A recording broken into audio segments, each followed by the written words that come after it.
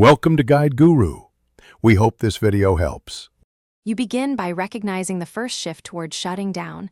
Name the sensation aloud: numb, blank, or tense. Once you label it, anchor with your body. Plant both feet, inhale for 4, exhale for 6, and count 5 slowly. Make a tiny, clear micro goal. Say one sentence you can say or a single question to ask. These moves interrupt the automatic retreat and give your prefrontal cortex a foothold. Repeat the anchor until you feel a small return of focus and presence.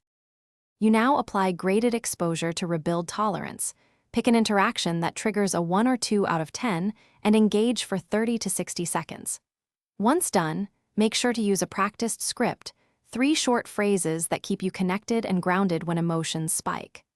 Monitor intensity before, during, and after on a 0 to 10 scale so you can adjust pace. This method slowly expands your tolerance and teaches your nervous system that engagement is safe and reversible.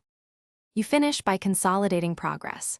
Record small wins each day and tweak micro goals on a weekly basis so challenges remain achievable.